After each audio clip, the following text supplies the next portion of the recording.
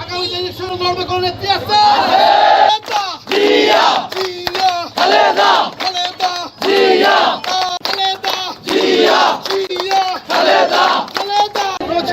জেলা যুব দল, জেলা ছাত্র দল এবং আমার প্রাণপ্রিয় সংগঠন বাংলাদেশ জাতীয়তাবাদী